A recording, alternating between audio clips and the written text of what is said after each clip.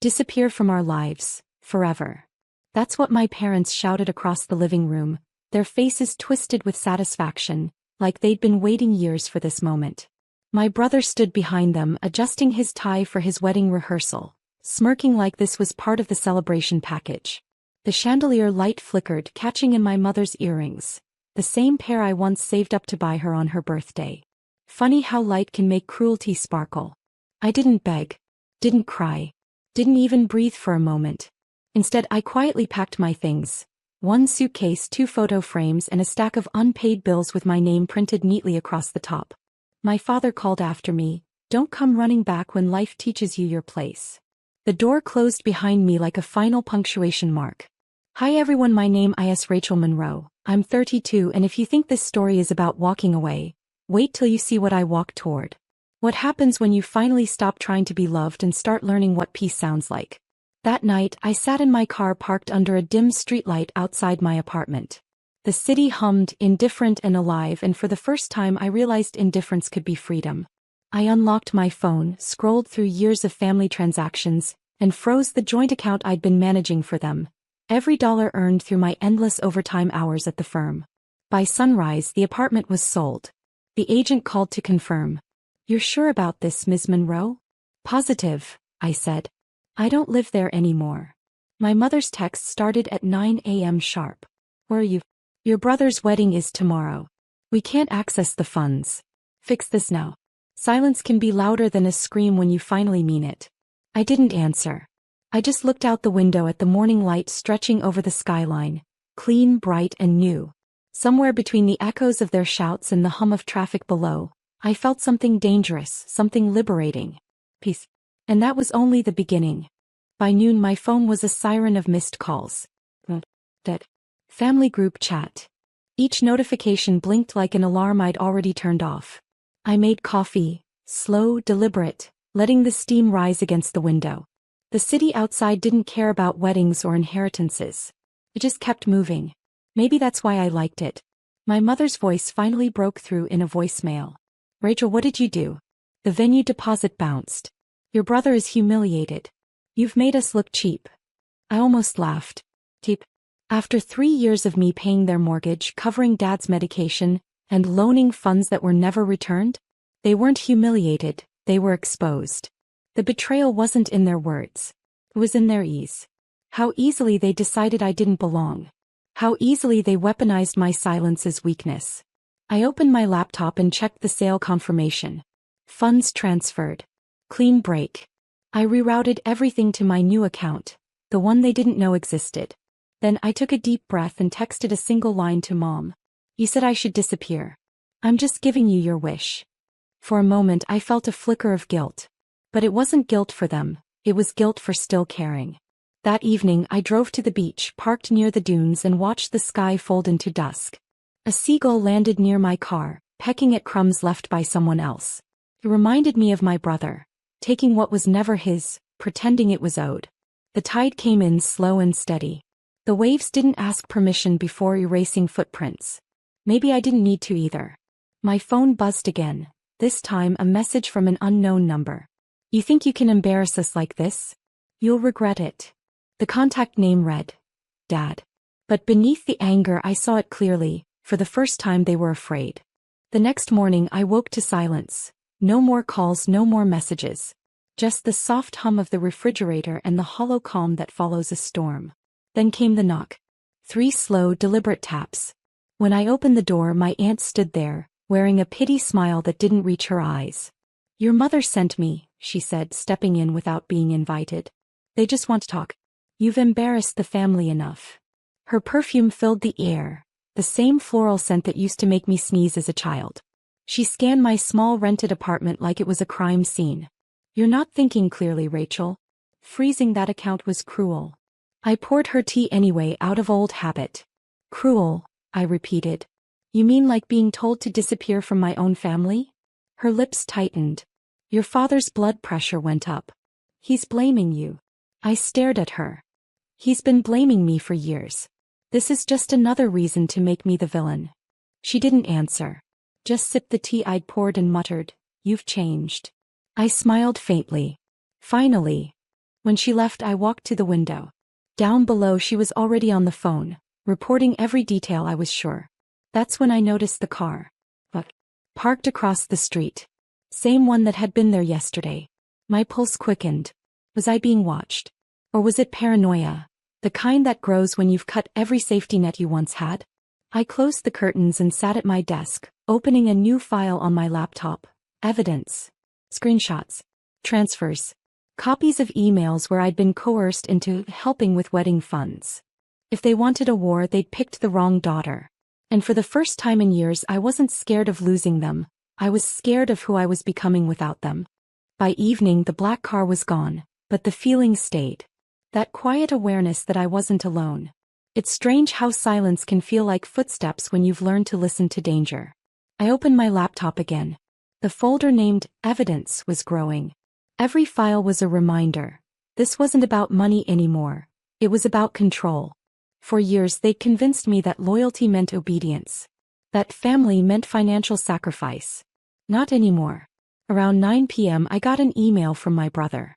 Subject line, "Fix this before tomorrow." Inside one sentence, "You've ruined everything, Rachel.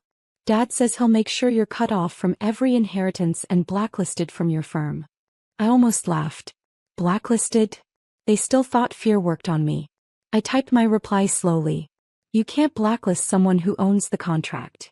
And I attached a scanned copy, proof that the firm's new client account, the one generating 6 figures, was under my name alone.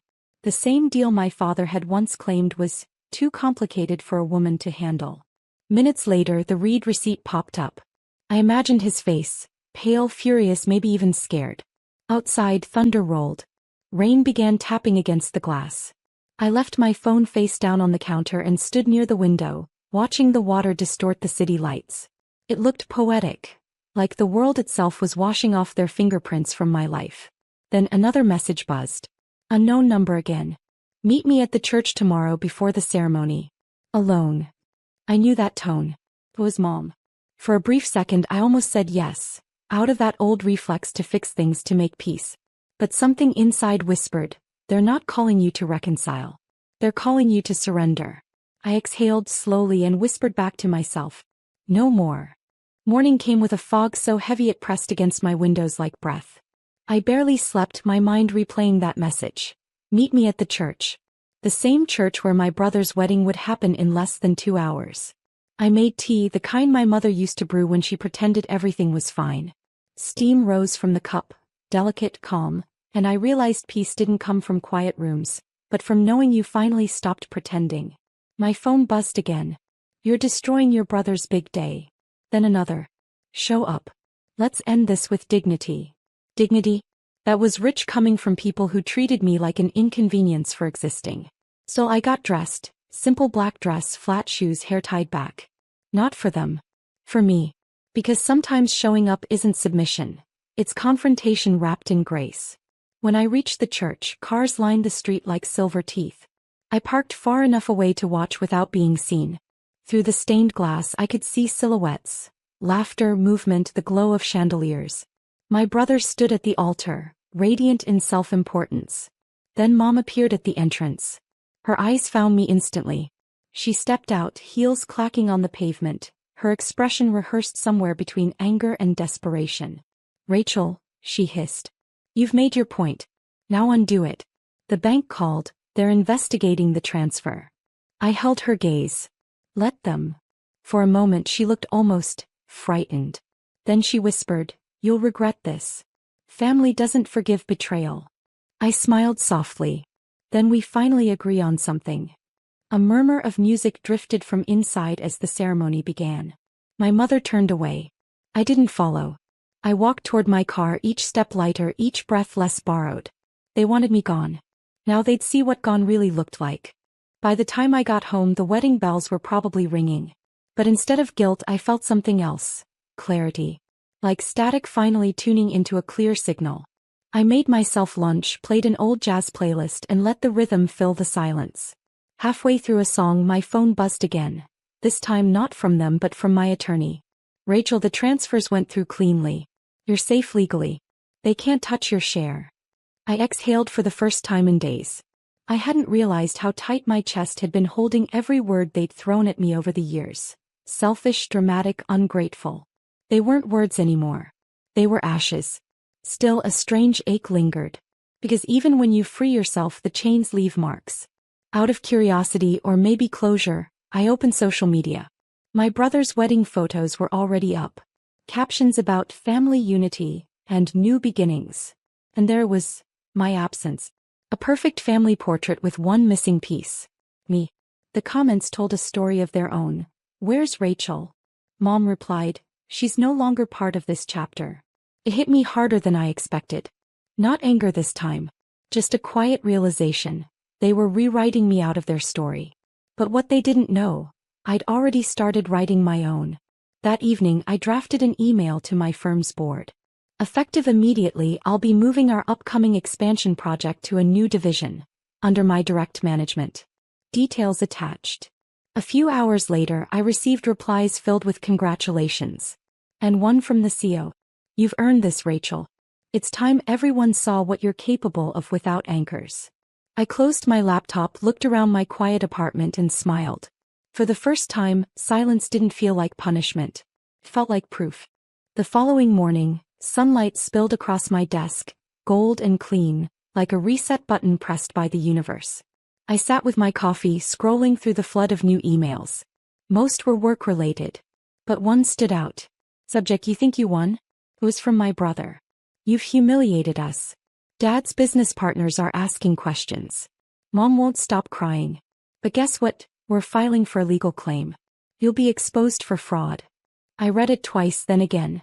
Not because I believed it, but because I wanted to feel nothing while reading his threats. And I did. Nothing.